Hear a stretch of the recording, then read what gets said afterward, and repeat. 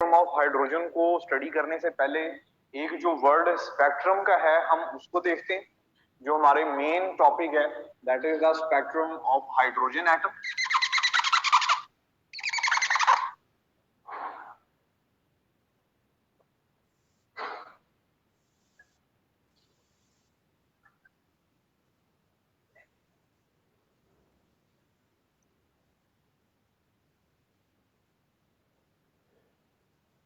Spectrum of hydrogen atom.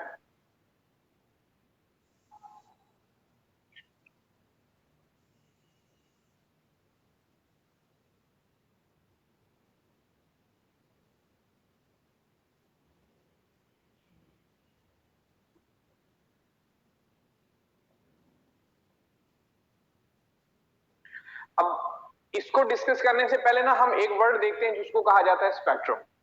Spectrum को किस तरह से डिफाइन किया जाता है? आप देखेंगे जो वर्ड स्पेक्ट्रम होता है,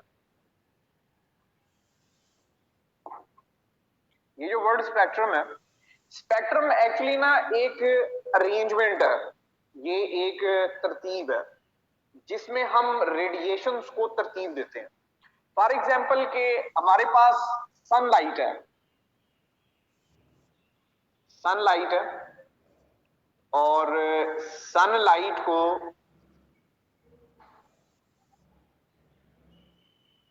पास करते हैं किस में से? प्रिज्म में से।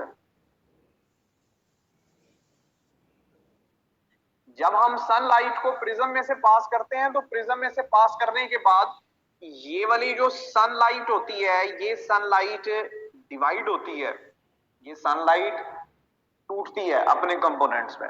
एक्चुअली जो सनलाइट होती है ना, सनलाइट बहुत सारे कलर्स का और बहुत सारी रेडिएशंस का मिक्सचर होता है।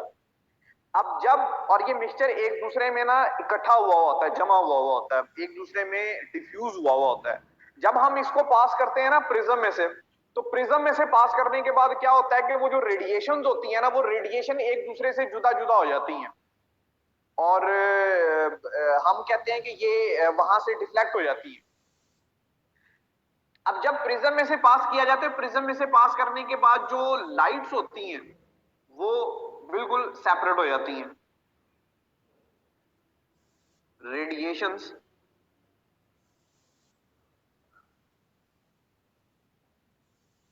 Got separate. रेडिएशंस जो है वो बच्चों सेपरेट हो जाती है। जैसे कि अब अगर हम देखेंगे ये prism,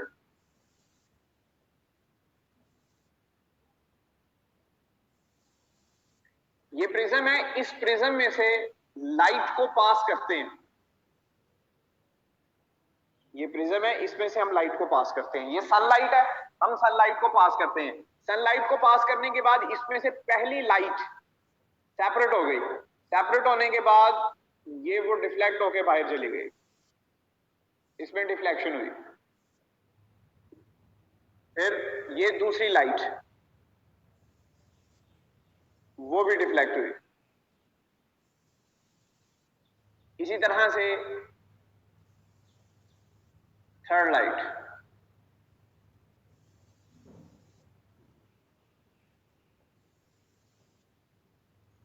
fourth light, fifth radiation, sixth radiation और सेवंथ रेडिएशन। ये इनमें ना डेविएशन आया, इन्होंने अपने रास्तों से डेविएट किया। ये जितनी भी रेडिएशन प्रिज्म में से गुजरी है ना, इन तमाम की तमाम रेडिएशंस ने प्रिज्म में से गुजरने के बाद अपने रास्ते से डेविएट किया। अब आप ये देखें कि इनमें ये सनलाइट थी, ये जो हमने ये पास किया है, जब सनलाइट प्रिज्म में से पास होती है तो ये प्रिज्म में से पास होने के बाद जिन कंपोनेंट्स में टूटती है उनमें सबसे पहला red, orange,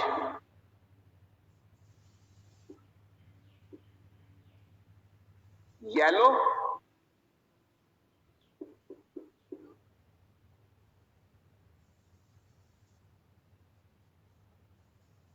green,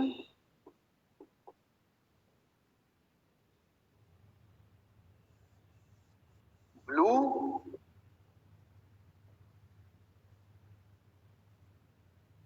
Indigo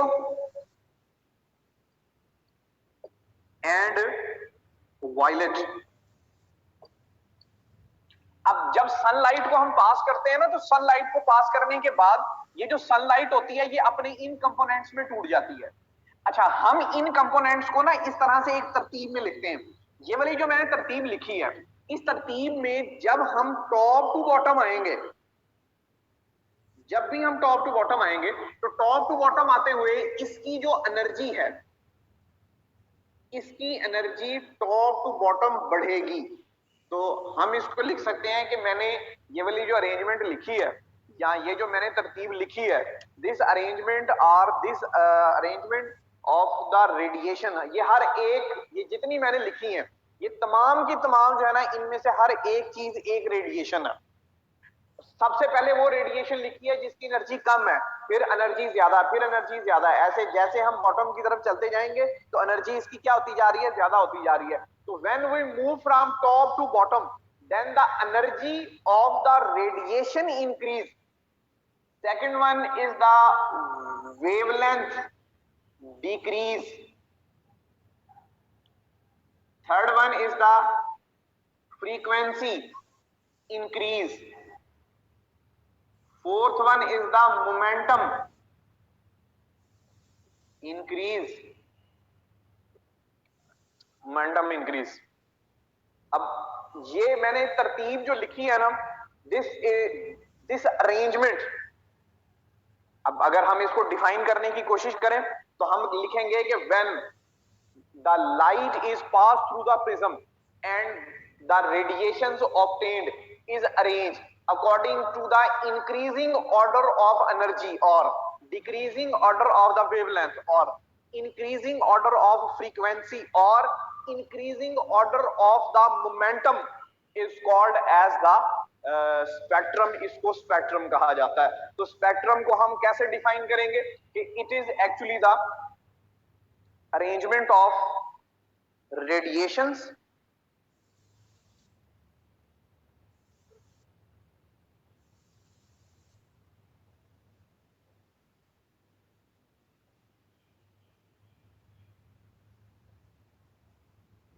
This is actually the arrangement of radiations.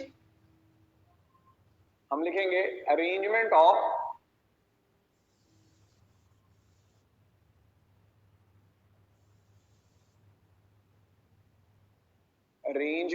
of radiations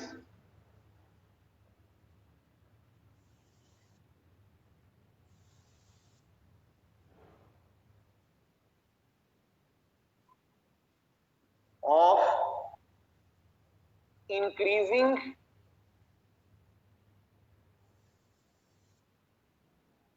or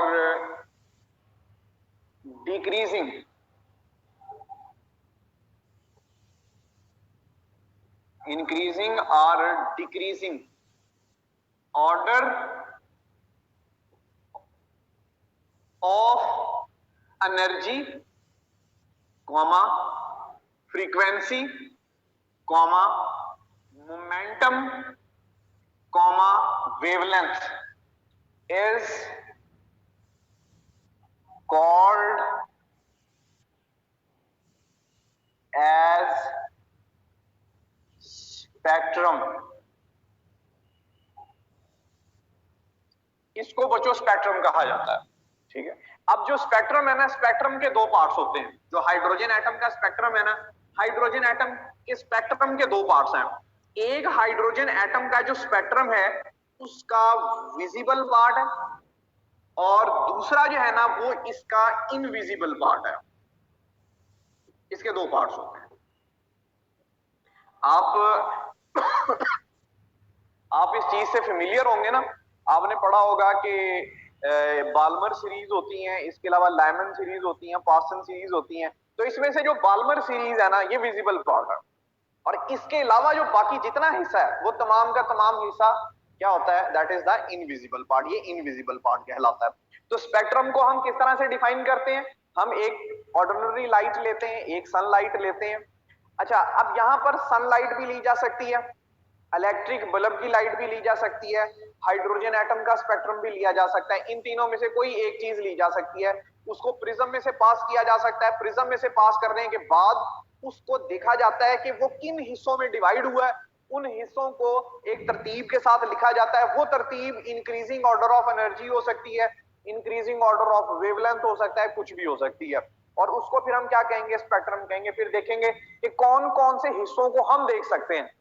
हमारी जो आंख है ना, वो सिर्फ विजिबल लाइट में मौजूद जो कलर्स हैं, ये जो 7 कलर्स हैं, या इसका जो कॉम्बिनेशन है, वो उनको देख सकता है। इसके अलावा वो किसी को भी नहीं देख सकते। अच्छा, अब नेक्स्ट जो है ना, वो हम चलते हैं कि स्पेक्ट्रम की जो है ना वो टाइप्स कितनी होती हैं। अब एक चीज तो क्लियर हो गई कि जब भी हम स्पेक्ट्रम बनाते हैं, तो स्पेक्ट्रम बनाते वक्त वहां पर रेडिएशंस होती हैं। ठीक है, रेडिएशंस का मतलब कि वहां पे कलर्स होते हैं। जैसे कि मैंने रेड कलर लिखा है, ऑरेंज कलर लिखा है, ब्लू कलर लिखा है, ये तमाम जो है ना उसमें वो होते हैं। तो स्पेक्ट्रम की एक्चुअली दो टाइप्स हैं। टाइप्स इसकी दो टाइप्स हैं। एक इसकी टाइप है जिसको कहा जाता है लाइन स्पेक्ट्रम, और दूसरा है जिसको कहा जाता है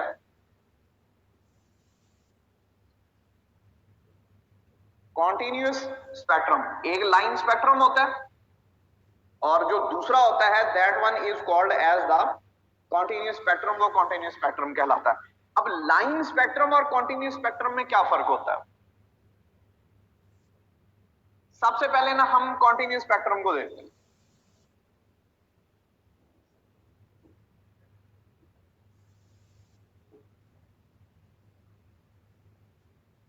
कॉन्टिन्यूअस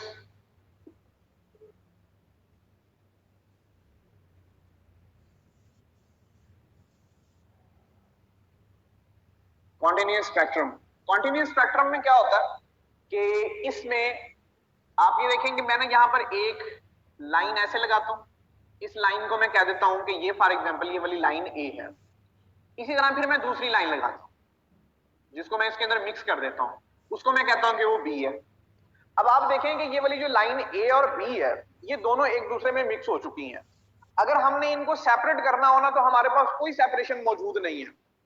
मतलब ये कि हमारे पास यहां पर जो कॉन्टिन्यूस स्पेक्ट्रम होगा, उसमें दो कलर्स एक दूसरे में इस तरह से मिक्स हो चुके होंगे कि हम उनके दरमियान में कोई बाउंड्री लाइन नहीं लगा सकते कि अच्छा पहला कलर यहां पे स्टार्ट हो गया और यहां पे खत्म हो गया, और दूसरा कलर यहां से स्टार्ट हुआ और यहां पे खत्म हुआ है। हमारे पास ऐसी कोई चीज मौजूद नहीं है।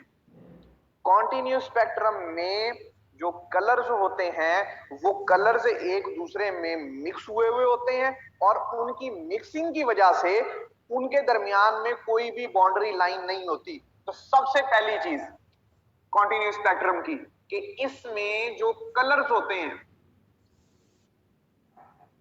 या बच्चों इसमें जो रेडिएशंस होती हैं,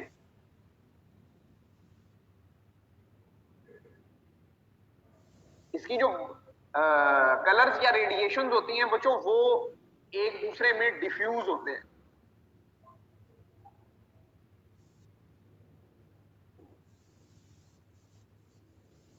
that is the diffuse into the each other. ये एक दूसरे में डिफ्यूज होते हैं। अच्छा, जब दो चीजें एक दूसरे में डिफ्यूज होती हैं, तो उनके दरमियान में कोई बाउंड्री लाइन नहीं होती। इनमें नो क्लियर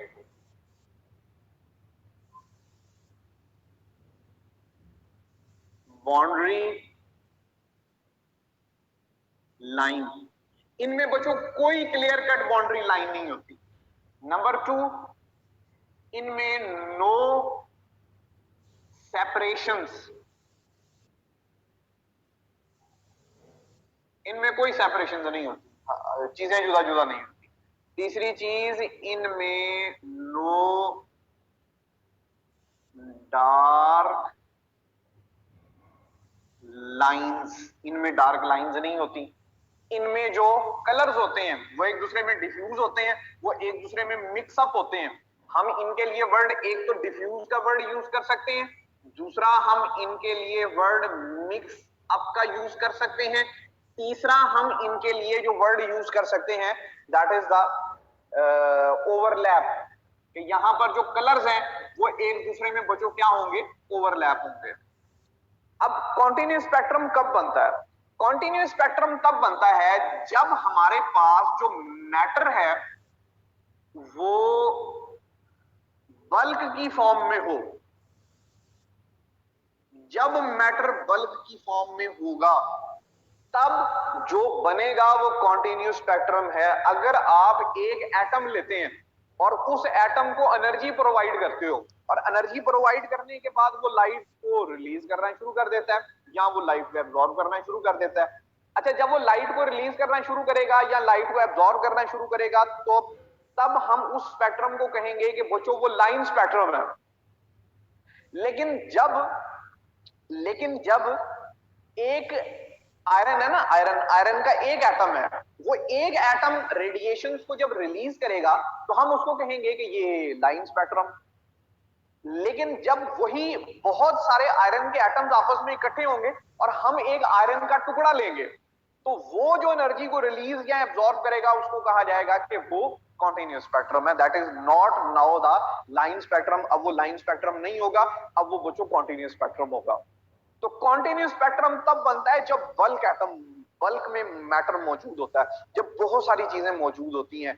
एक तो मैंने आपको ये एग्जांपल दी ना, ये जब आप हीटर के रॉड्स को हीट करते हो तो हीट करने पर वो जो ग्लो करने लग जाता है, वो जो ग्लो कर रहा होता है ना, that is actually the continuous spectrum. और नंबर 2, जब ये जो रेनबो होती है, रेनबो जब बनती है that is also the example of continuous spectrum. a piece of piece of iron, इसके अलावा rainbow,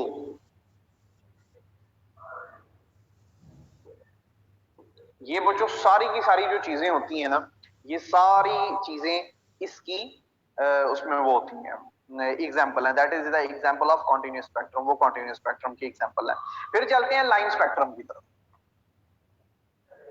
line spectrum, line spectrum totally इसका उलट है। नेक्स्ट हम चलते हैं लाइन स्पेक्ट्रम की तरफ। लाइन स्पेक्ट्रम बच्चों टोटल इसका उलट होता है। लाइन स्पेक्ट्रम में कलर्स एक दूसरे में डिफ्यूज नहीं हुए हुए होते, वो एक दूसरे में मिक्सअप नहीं हुए हुए होते, उनमें एक क्लियर कट बाउंड्रीज मौजूद होती हैं, उनमें सेपरेशंस मौजूद होती हैं, डार्क लाइंस मौजूद होती हैं। ये जो कॉन्टिन्यूस स्पेक्ट्रम था वो बल्क मैटर की प्रॉपर्टी थी, लेकिन जो लाइन स्पेक्ट्रम है, line spectrum is not the property of the bulk but it is the property of an atom. तो जो मैंने चीजें कॉन्टिन्यूस स्पेक्ट्रम के बारे में लिखी हैं उसका जो उलट है वो तमाम का तमाम हमारे पास किसके लिए होगा, that is for the line spectrum. इसमें लाइन स्पेक्ट्रम में अगर हम एग्जांपल देखें तो जो सोडियम एटम है, सोडियम का जो एटम है, सोडियम का एटम येलो कलर का स्पेक्ट्रम बनाता है।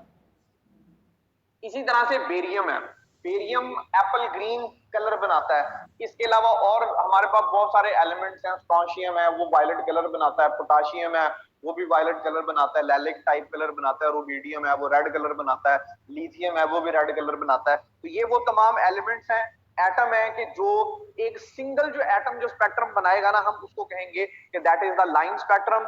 और अच्छा, एक तो इसको आप लाइन स्पेक्ट्रम भी कहते हो और इसके अलावा इसको एटॉमिक स्पेक्ट्रम भी कहा जाता है। ये भी आपने इसके साथ नोट करना है कि it is called as the line spectrum और it is called as the atomic spectrum. अब लाइन स्पेक्ट्रम और एटॉमिक स्पेक्ट्रम की दो टाइप्स होती है।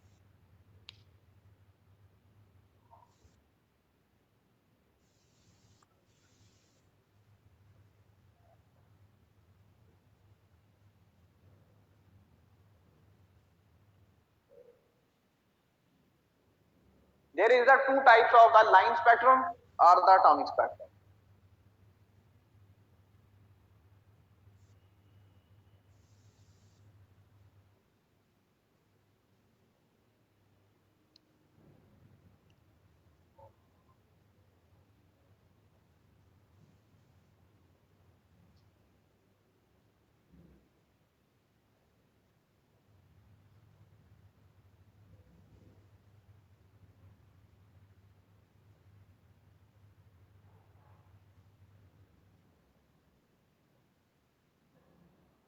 लाइन स्पेक्ट्रम की दो टाइप्स हैं। एक है line emission,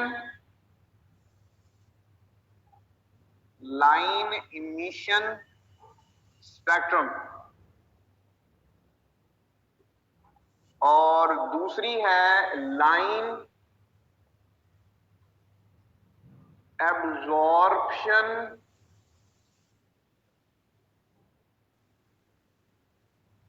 spectrum. There is are two types, line emission spectrum and line absorption spectrum.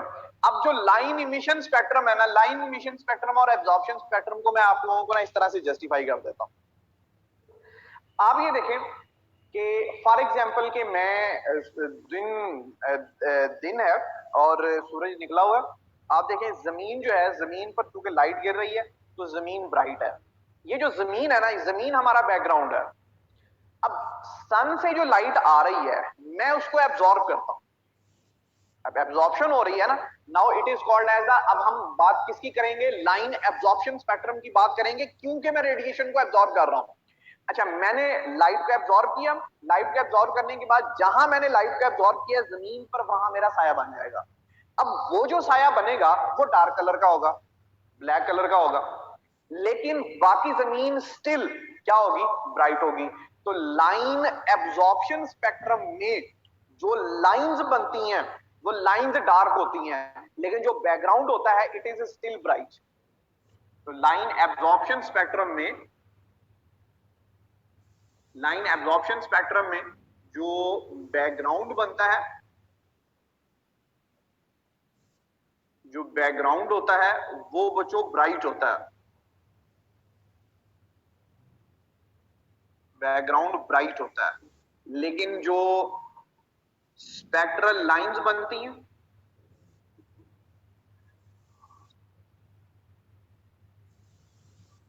वो डार्क होती हैं। लेकिन इसके अल्टरनेट में यहां पर जो बैकग्राउंड होता है ये बैकग्राउंड डार्क होता है लाइन इमिशन में, और जो स्पेक्ट्रल लाइंस बनती है वो कैसे बनती है, ब्राइट बनती है। तो ये दोनों एक दूसरे का उलट होते हैं। अच्छा, लाइन एब्जॉर्प्शन स्पेक्ट्रम कब होता है और लाइन इमिशन स्पेक्ट्रम कब होता है? हमने बोहर मॉडल में ये बात पढ़ी है कि हमारे पास दो तरह के एनर्जी के लेवल होते हैं। एक होता है कि जहां पर इलेक्ट्रॉन, एक होता है हाई एनर्जी लेवल, हम इसको कहते हैं H, high energy level, this is the HEL, high energy level. और फिर इसके बाद है low energy level, LEL, low energy level. अब ये जो हाई एनर्जी लेवल है, एनर्जी क्या करती है, अगर इलेक्ट्रॉन लो एनर्जी में मौजूद है, जब वो लो एनर्जी से जंप करके हाई एनर्जी में जाएगा तो वो लाइट को एब्जॉर्ब करेगा। जब भी, और हम कहेंगे कि इलेक्ट्रॉन एक्साइट हो गया, ये बात याद रखनी है। इलेक्ट्रॉन जब भी लो एनर्जी में मौजूद होगा, वो लो एनर्जी से जंप करके जब वो हाई एनर्जी में जाता है तो वर्ड यूज किया जाता है कि इलेक्ट्रॉन एक्साइट हो गया। अच्छा, एक्साइटेड इलेक्ट्रॉन जब होता है तो वहां पर डार्क बैंड्स बनते हैं। डार्क बैंड्स बनने का मतलब यह है कि चूंकि उसने लाइट को एब्जॉर्ब कर लिया है तो इसकी वजह से वहां पर जो लाइंस बनेंगी, वो क्या होंगी, हमारे पास डार्क होंगी, और बैकग्राउंड वो ब्राइट ही रहेगा। अब जब इलेक्ट्रॉन जंप करके, हाई से जंप करके लो की तरफ आएगा तो then it release the energy. जब ये एनर्जी को रिलीज करेगा तो वहां पर ये ब्राइट बैंड्स बनाएगा। ब्राइट बैंड्स क्यों बनाएगा, क्योंकि इसने बच्चों वहां पर एनर्जी को क्या किया है, इमिट किया है, इसने एनर्जी को वहां पे रिलीज किया। जब ये एनर्जी को वहां पे रिलीज करेगा, एनर्जी को इमिट करेगा, एनर्जी को रिलीज और इमिट करने पर वो ब्राइट बैंड्स बनाएगा, और एनर्जी को एब्जॉर्ब करने पर वो क्या बनाएगा, डार्क बैंड बनाएगा। तो ये दो तरह की टाइप्स हैं, line emission spectrum and line absorption spectrum. अब फिर हम चलते हैं कि हाइड्रोजन एटम का जो स्पेक्ट्रम है, हाइड्रोजन एटम का स्पेक्ट्रम कैसे बनता है।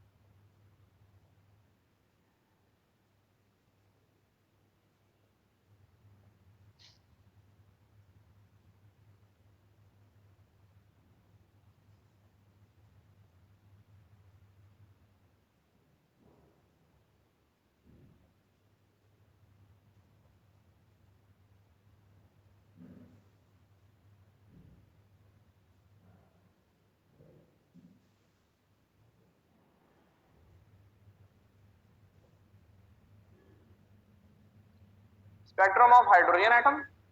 अब मेन जो पहले तो उसकी एक इन्वायरमेंट क्रिएट किया जाता है ना कि ये बताने के लिए कि हाइड्रोजन एटम का स्पेक्ट्रम क्या है और ये किस तरह से बनता है। अब यहां पर सबसे पहले मैंने आपको अभी ये बात समझाई है, स्पेक्ट्रम ऑफ हाइड्रोजन एटम। अभी ये मैंने आप लोगों को वो जो बात समझाई है कि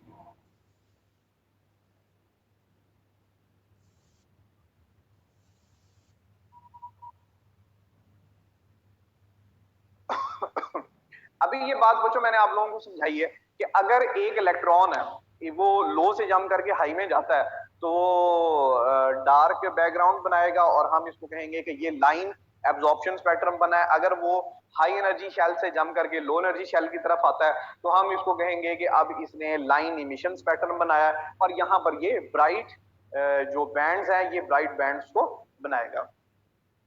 लेकिन अब हाइड्रोजन एटम के स्पेक्ट्रम को बनाया कैसे जा सकता है? हाइड्रोजन एटम के स्पेक्ट्रम को बनाने के लिए क्या किया जाता है कि एक डिस्चार्ज ट्यूब ली जाती है, उसमें हाइड्रोजन गैस को फिल किया जाता है। हाइड्रोजन गैस को फिल करने के बाद उसमें से इलेक्ट्रिक डिस्चार्ज पास किया जाता है। इलेक्ट्रिक डिस्चार्ज के पास करने का मतलब ये होता है कि उसमें से करंट को पास किया जाता है। अब जब हम करंट को पास करते हैं ना तो करंट को पास करने के बाद क्या होता है, हमने डिस्चार्ज ट्यूब में क्या चीज भरी थी? हाइड्रोजन गैस को भरा था। ये इस तरह से हाइड्रोजन गैस, जब इलेक्ट्रिसिटी पास होती है तो इलेक्ट्रिसिटी के पास होने पर ये दोनों हाइड्रोजन एटम्स के दरमियान में ये वाला जो केमिकल बॉन्ड्स होता है ये केमिकल बॉन्ड टूट जाता है। अब केमिकल बॉन्ड के टूटने के बाद ये वाले जो दोनों हाइड्रोजन के एटम्स होते हैं ये दोनों हाइड्रोजन एटम जुदा जुदा हो जाते हैं। अब ये दोबारा करंट तो पास हो रहा है, अब ये करंट को एब्जॉर्ब करते हैं। जब ये करंट को एब्जॉर्ब करते हैं तो एब्जॉर्ब इनका जो इलेक्ट्रॉन है, इलेक्ट्रॉन उस करंट को एब्जॉर्ब करता है और एब्जॉर्ब करने के बाद वो लो एनर्जी से जंप करके कहां पे चला जाता है? It move toward the high energy और हम इसको कहते हैं कि ये लाइन एब्जॉर्प्शन स्पेक्ट्रम बन गया। लेकिन चूंकि इलेक्ट्रॉन अपनी हाई एनर्जी पे स्टेबल नहीं होता, मैं बात को दोबारा शुरू से दोहराता हूं। अगर अगर हमने हाइड्रोजन एटम का स्पेक्ट्रम बनाना है तो हाइड्रोजन एटम के स्पेक्ट्रम को बनाने के लिए क्या किया जाता है कि हाइड्रोजन गैस को लिया जाता है। वो जो हाइड्रोजन गैस होती है वो मॉलिक्यूलर स्टेट में होती है, उसको डिस्चार्ज ट्यूब में फिल किया जाता है। फिल करने के बाद उसमें से इलेक्ट्रिक करंट को पास किया जाता है। अच्छा, जब इलेक्ट्रिक करंट को पास करते हैं ना तो इलेक्ट्रिक करंट को पास करने के बाद वो जो हाइड्रोजन के मॉलिक्यूल होते हैं वो टूटते हैं, टूटने के बाद वो हाइड्रोजन के एटम्स में कन्वर्ट हो जाते हैं। it convert into the from hydrogen molecule it convert into the hydrogen atoms। ये बच्चों हाइड्रोजन एटम्स में कन्वर्ट हो जाते हैं। अच्छा, जब हाइड्रोजन एटम बन जाता है अब दोबारा जब करंट उसको दिया जाता है वो उस करंट को एब्जॉर्ब करता है। एब्जॉर्ब करने के बाद उसके जो लो एनर्जी शेल्स होते हैं वो जंप करके मूव करते हैं toward the high energy shell, वो हाई एनर्जी शेल में चले जाते हैं। अब इलेक्ट्रॉन जो होता है ना वो हाई एनर्जी शेल में स्टेबल नहीं होता। जब वो हाई एनर्जी शेल में स्टेबल नहीं है तो वो वहां से जंप करके कहां पे आ जाएगा? लो एनर्जी शेल में आ जाएगा। अच्छा, जब वो लो एनर्जी शेल में आएगा तो बच्चों वो वहां पर एनर्जी को रिलीज करेगा। अच्छा, जब वो एनर्जी को रिलीज करेगा तो वो जो एनर्जी है वो उस एनर्जी को, वो जो एनर्जी रिलीज होती है वो रेडिएशंस की फॉर्म में होती है। उन रेडिएशंस को एक हाई रिजॉल्विंग इंस्ट्रूमेंट की तरफ से देखा जाता है जिसको स्पेक्ट्रोमीटर कहा जाता है। अब स्पेक्ट्रोमीटर से फिर ये पता लगता है कि उसमें मजीद छोटी छोटी जो है ना वो क्या होती है? रेडिएशन होती हैं। उन रेडिएशन को फिर बाद में आने वाले जो साइंटिस्ट थे उन्होंने स्टडी किया था। तो सबसे पहली बात तो ये है कि हम ये नोट करते हैं कि स्पेक्ट्रल लाइन को स्टडी कौन सी चीज करती है? या जो रेडिएशंस रिलीज होती हैं, रेडिएशंस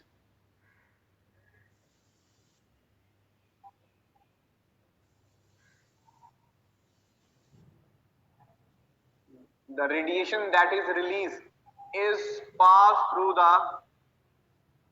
prism। हम इसको प्रिज्म में से पास करते हैं।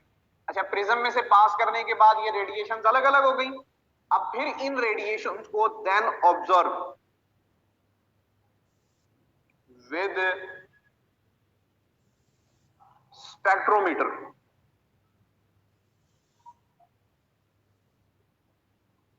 इसको स्पेक्ट्रोमीटर की मदद से ऑब्जर्व किया जाता है।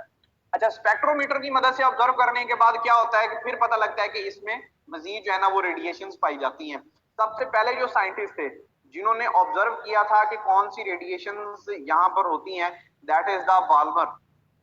बाल्मर ने ये कहा था कि अगर हम हाइड्रोजन के स्पेक्ट्रम को ऑब्जर्व करें तो हाइड्रोजन के स्पेक्ट्रम में चार तरह की लाइनें होती हैं।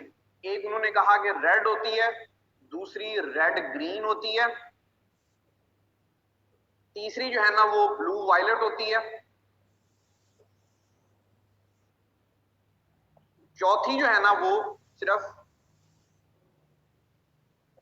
वायलेट होती है। तो ये चार तरह की जो रेडिएशंस है ना, ये रेडिएशंस स्पेक्ट्रोमीटर में हाइड्रोजन एटम का जो स्पेक्ट्रम होता है उस स्पेक्ट्रम में ये वाली जो रेडिएशंस हैं ये वहां पर क्या होती हैं बच्चों, ऑब्जर्व होती हैं, ये वहां पर ऑब्जर्व की जाती हैं, इनको देखा जाता है। तो बाल्मर ने सबसे पहले ये देखा, बाल्मर ने कहा कि जो हाइड्रोजन का स्पेक्ट्रम है, हाइड्रोजन के स्पेक्ट्रम में कुछ विजिबल रेडिएशंस हैं, उन विजिबल रेडिएशंस को उन्होंने अपने नेम से तशबीह दिया और उनको बाल्मर सीरीज कहा। और उन्होंने कहा कि इस बाल्मर सीरीज में तीन तरह की रेडिएशंस हैं, रेड रेडिएशंस होती हैं, रेड ग्रीन होती है, ब्लू वायलेट होती है और वायलेट रेडिएशंस होती हैं।